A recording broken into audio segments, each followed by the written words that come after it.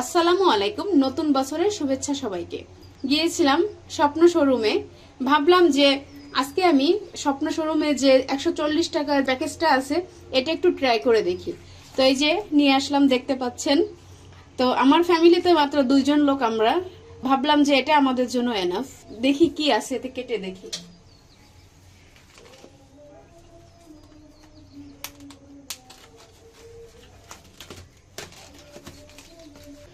এখানে 2টা আলু, মাংসের পিসগুলো খুবই ছোট।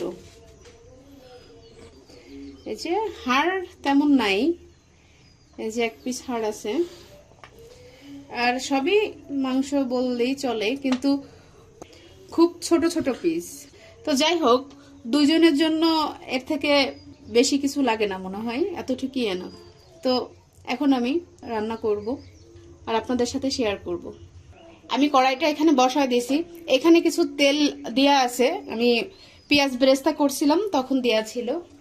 এখন আমি মাংসগুলোকে ভালো করে ধুয়ে কড়াইতে দিয়ে দিচ্ছি।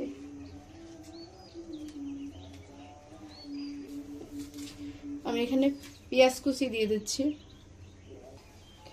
পরিমাপ মতো লবণ, হলুদ গুঁড়া, আদা বাটা, রসুন বাটা, জিরা বাটা, শুকনো মরিচ বাটা,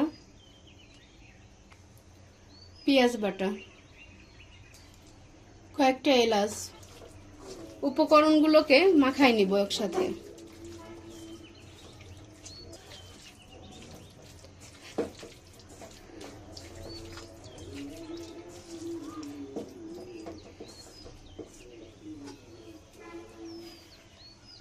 কিছু সময়ের জন্য ঢেকে রাখবো। তো ফাইনালি 20 মিনিট পর চলে আসছি।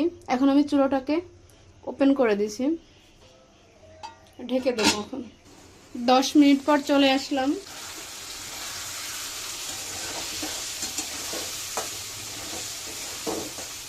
গরুর মাংসের সাথে ভালো মতো কষায় নিছি।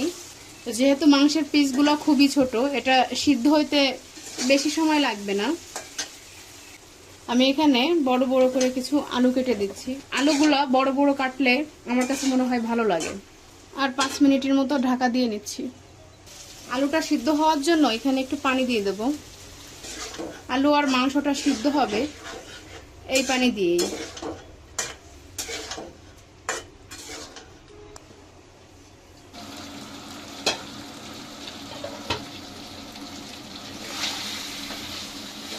আলুটা প্রায় সিদ্ধ হয়ে আসছে।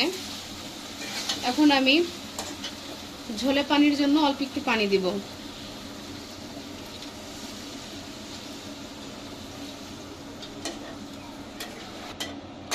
শুধু এখানে আলুই দেখা যাচ্ছে, কিছু করার নাই। আমার হাজবেন্ড আলু অনেক পছন্দ করে। আর দেখেন ওদের মাংসের পিসগুলো দেখেন, এত ছোট ছোট করছে।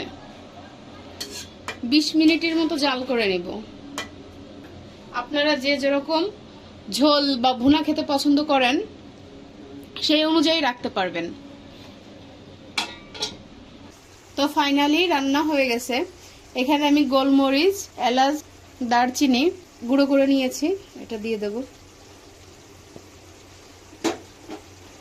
আর এখানে পেঁয়াজ বেরেস্তা করে রাখছিলাম, এটা দিয়ে দিচ্ছি।